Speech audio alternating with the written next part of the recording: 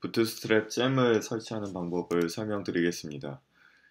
일단 부트스트랩 사스라는 이 사이트 소스를 보시면은 여기 있는 설치법이 나옵니다.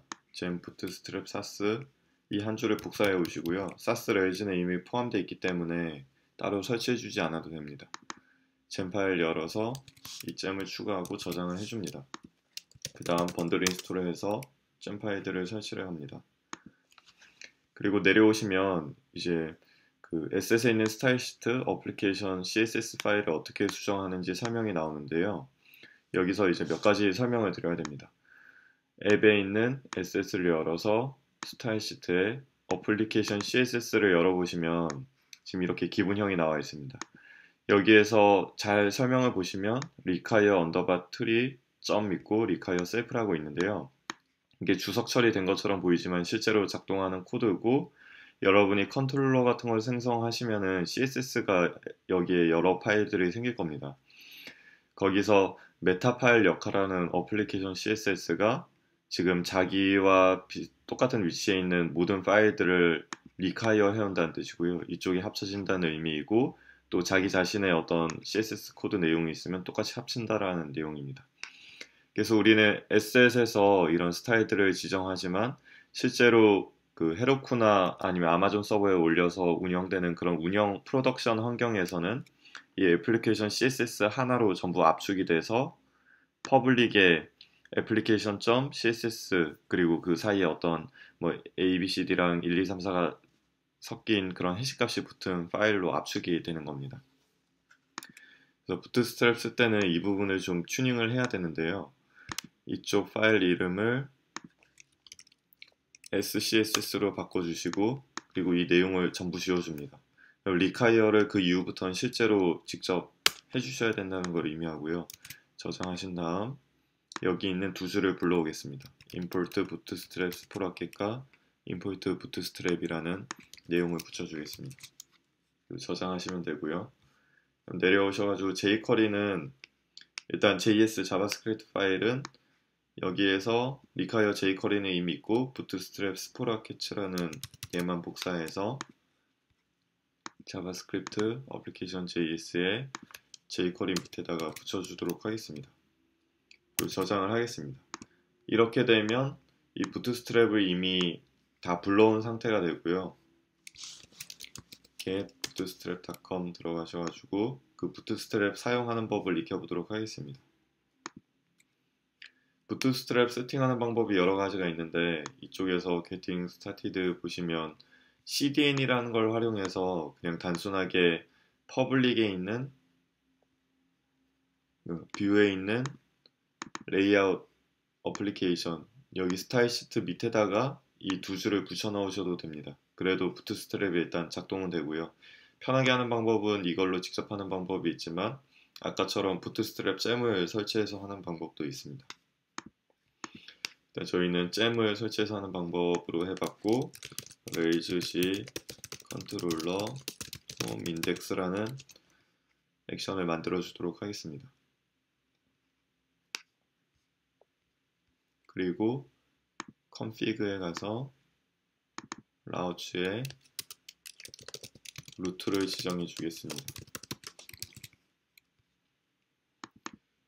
그러면 여기서 지금 어플리케이션 SCS와 홈 SCS가 있는데, 홈 SCS에 아무리 코드를 수정하셔도 이제 더 이상 서비스에 반영이 되지가 않습니다. 일단 확인해 보겠습니다.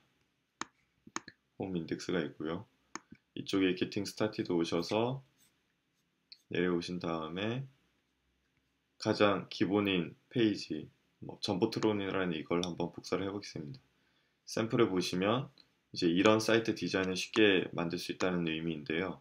우클릭하셔서 페이지 소스 보기 하신 다음 밑에 내려오셔서 바디 태그 밑에부터 내비부터 바디 태그 닫히는 데까지 여기까지 복사를 해서 홈의 인덱스 뷰 이쪽에 붙여 넣겠습니다. 그러면 아까의 소스가 부트스트랩의 그 예제에 있는 소스가 그대로 복사가 되어 온 거고요. CSS가 제대로 먹혔다면 아까랑 똑같은 화면이 뜰 겁니다. 여기 예제랑 똑같은 화면이 떴죠. 이게 지금 우리가 만든 거. 지금 여기 위에 있는 여백이 큰 차이가 있는데 그 부분을 한번 잡아 보도록 하겠습니다.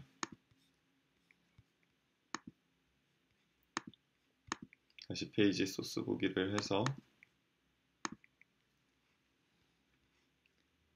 여기에 보시면 전보트론 CSS라는 스타일 시트 바디 태그에 패딩 탑을 50픽셀 주고 버텀 패딩을 20픽셀 줬습니다. 그래서 여기에서 50픽셀로 띄워진 거고 여기는 아직 덜 띄워진 상태인 거죠. 그래서 이 상태에서 홈 SCSS 우리가 커스터마이징 할 CSS는 전부 이쪽에 넣으시면 되는데요. 그쪽에 이 내용을 한번 복사를 해보겠습니다. 이건 여기 있는 샘플 코드가 이 샘플 사이트에 입혀진 커스텀 CSS고요. 이쪽을 복사해서 넣고 여기 설명이 있죠. 컨텐츠를 Fixed Navify 밑에 50픽셀 밑으로 내린다라는 의미가 있었습니다. 다시 새로 고침해 보시면 떨어지지가 않을 겁니다. 왜 그렇냐 하면 이 어플리케이션 SCSS로 모든 게 합쳐진다고 했는데 홈 SCSS를 어떻게 불러오라는 정보가 없어서 그런데요. 이쪽에 골뱅이 import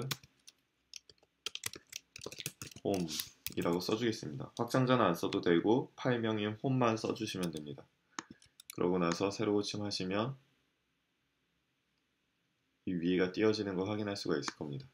이렇게 해서 커스텀 CSS를 먹일 수가 있습니다. 예를 들자면 개발자 도구를 열어서 이 전보트론의 백그라운드 컬러를 바꾸고 싶다 하시면 클래스 전보트론에 대해서 지금 패딩 탑이 48, 패딩 보텀이 48이 먹여진 상태인데요. 이쪽에 홈 SCSS를 열어서 전보트론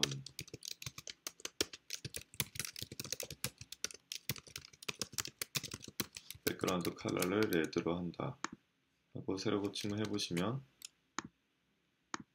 실제로 빨간색으로 바뀌는 걸 확인할 수가 있죠. 옐로우로 한다 하면 노란색으로 바뀌는 걸 확인할 수가 있을 겁니다. 스펠링이 틀렸네요. 옐로우 하면 노란색. 일단 이렇게 해서 부트스트랩을 불려온 상태가 됐고요. 이제 부트스트랩을 어떤 요소가 있는지 더 확인해 보겠습니다.